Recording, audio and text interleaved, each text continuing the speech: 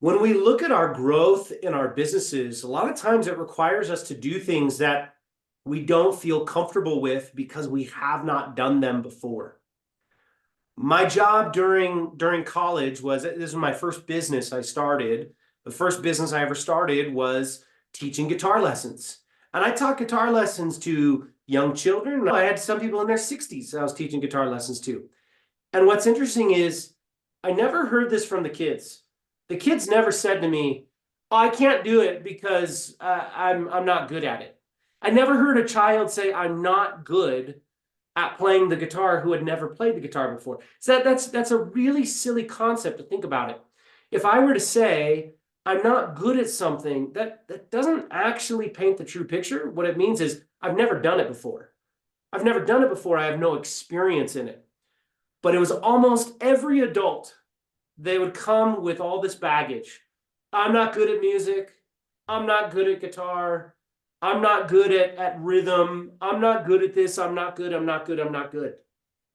And what was so interesting is I had to break down those beliefs to be able to get them to move forward. And I had to break down the beliefs that they had inside of them that they weren't good at something that they hadn't even done before to give themselves the ability to actually go out and try it and do it for long enough to become competent at it. And then you become competent at something, and then you continue to move forward, and then you do it long enough to get to the point to where now you're not competent anymore. You're also not great, but now you're decent at something. You're decent. You're doing okay. Then you keep going and then you get pretty good at something. And then by the time someone becomes an expert, it looks flawless. It looks natural. It looks so easy. And then the people around them say, "Wow, what talent that person was given. Isn't that incredible that they have so much talent, so much just God just gave them this gift." Now, I'm not going to deny there are some people that have that just natural ability, but they are few and far between. They are very few and far between. And every single time you see someone who is great at something, you're looking at someone that one time was terrible at it. And I think for us, and the topic that we're talking about today, all of us here, we're all givers. We're all the kind of people who want to make a difference in the world. We're all the kind of people who are, we all have these big hearts and we want to make a difference and impact people. I don't think anyone on this call got in this call because they want to be a salesperson. They got into this business because they want to be a salesperson. They got into this business because they have this big heart and they want to make a difference in the world. They want to share that difference. They want to make an impact. And of course, they also want to make an income as they're going out there and doing that. And that's something really important to look at to understand where we came from in this. So many of us have all this baggage connected to marketing and sales. We have all this baggage connected to marketing and sales. I'm not good at it. I'm not good at sales. I'm not a salesperson. I'm not this. I'm not that. I'm not this. But I want you to look back at that childlike mentality when someone is learning something. Children are able to learn things at such a rapid pace. And there's certainly research about plasticity in your brain at a young age, but there's also a lot of baggage that comes. And for most adults, they have to unlearn what they think they are not capable of before they can actually go and do something. So one thing, now, I sent every single person who signed up for this an email saying, what's your biggest challenge when it comes to having a bigger impact in income? And I would say 80 to 90% included something around, I'm not good at sales. 80 to 90% said something around, I'm not good at sales. And so that's something that I wanted to address here is it's not something that you're not good at. It's something that you haven't had the experience in and that you haven't had that experience. And we're going to reframe what that looks like today. What that looks like today. When we talk about sales and marketing, I want you to throw out everything that you thought about in the past when it comes to sales and marketing. And I want you to reframe what sales and marketing means. Sales and marketing does not mean the process of getting people to pull out their wallet and make a sale. It's not an awkward, uncomfortable thing. Here's what sales and marketing is. Sales and marketing is the process of getting people to enroll in your mission. That's what sales and marketing is.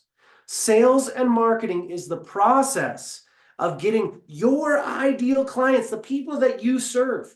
It's getting them to enroll into your mission and then commit to take action.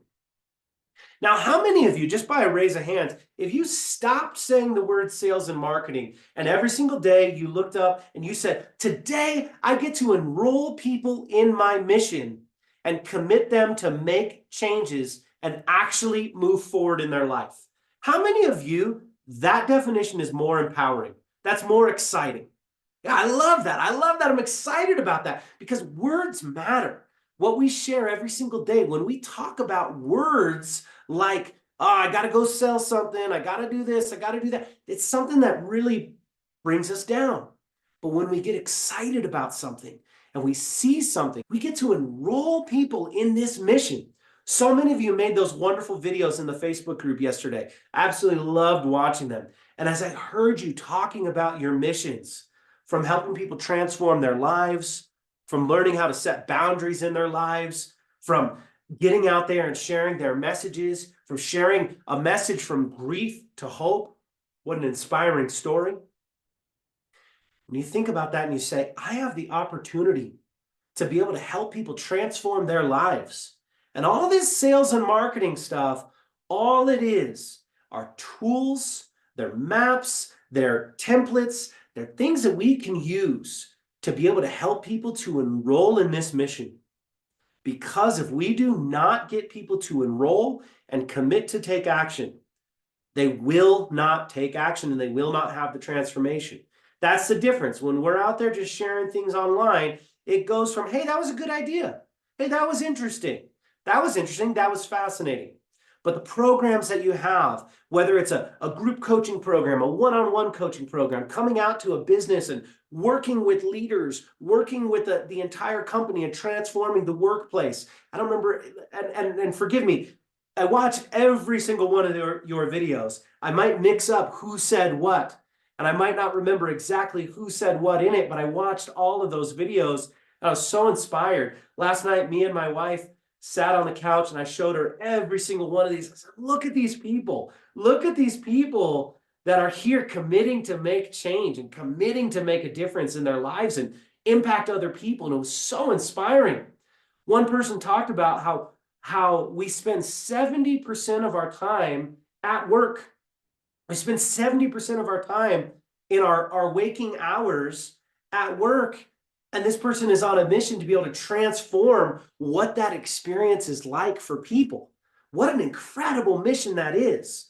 When you drive around on the freeway and someone cuts you off and maybe they tell you that you're number one out the window, at least that's my reframe of looking at it, but they cut you off and tell you you're number one, it's so easy to be like, what a jerk, that person's terrible, that person's awful, whatever's going on. But it's likely that that person is just having an experience at their work that was miserable, they're frustrated, they're upset. What a better world we have when people are having a good experience during 70% of their time. Now, can this person change every single person's workplace? Absolutely not. But can they make the difference in the world that they have? Yes, they can. One of my original mentors said something. He said, you cannot change. Coach Jay, that's funny. That's very funny. He said, you're probably not going to change the world, but you can change someone's world. And then you can go out and change someone else's world. And then you can change another person's world. And then hopefully those people go out and change more people's world. And it becomes a ripple effect where you make a massive difference. But can you go out and change the world? I don't know. He said, I don't know how to do that because I've never done that before. But I do know that I have changed some people's worlds. And that's really what this is about. It's going out there. It's not about going and changing the world. It's changing somebody's world.